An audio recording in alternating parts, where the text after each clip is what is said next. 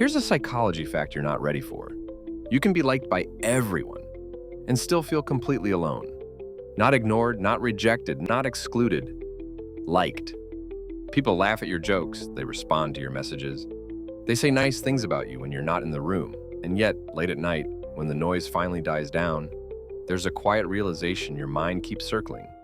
Why does none of this feel real? This is not the loneliness of isolation. It's something far more unsettling. Psychologists call this emotional invisibility.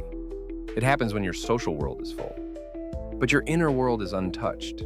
Your relationships, your confidence, even your identity are shaped by this single psychological pattern.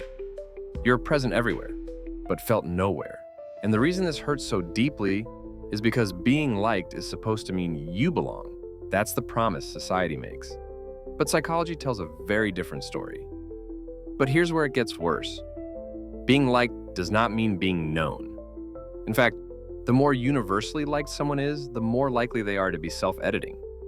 You soften your opinions, you filter your emotions, you downplay needs that might make others uncomfortable. Not consciously at first. Your nervous system learns it.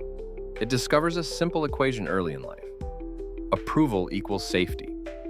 So you become agreeable.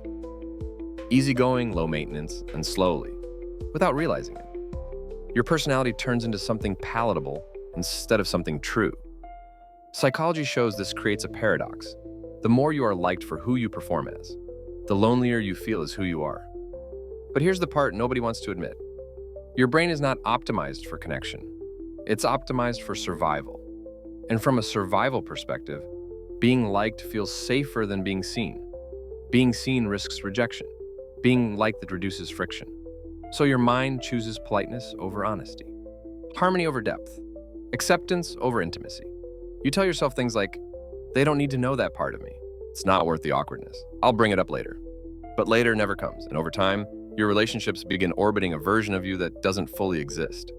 That's why conversations feel shallow, why compliments feel hollow, why connection never quite lands.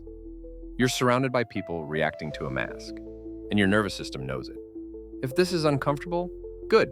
It means you've been performing connection instead of experiencing it. Loneliness isn't caused by lack of people. It's caused by lack of resonance. Your brain is constantly asking one question in relationships. Do I feel recognized here? Not admired, not approved of, recognized. When that answer is no, your nervous system stays alert, restless, and unsatisfied. You can be socially successful and emotionally starving at the same time. That's the loneliness people don't talk about, because it looks like success from the outside. So how do you break the cycle? You stop asking the wrong question. Instead of asking, do they like me? Ask this, am I being honest right now? Not brutally honest, not confrontational, internally honest. Did you say what you actually felt? Did you express the need you almost swallowed? Did you let yourself be slightly inconvenient? Because connection doesn't deepen through perfection, it deepens through risk. The risk of being misunderstood, the risk of not being liked, the risk of being real. If this video felt uncomfortably familiar, that's not a coincidence. This wasn't meant to diagnose you. It was meant to name something you've been carrying quietly. And this is only one layer of it. In this series, we explore the other sides of invisibility. What happens when you feel overlooked, even when people depend on you? Why being quiet can make people miss you more? Why attention feels unsafe when you've learned to survive without it? These aren't separate issues. They're the same wound, seen from different angles. So if this video stayed with you, you might want to continue with the others in this playlist. Not to binge, but to understand yourself a little more clearly. And if you know someone who's always fine, always liked, but never quite seen, sharing this might say what you've never found the words for.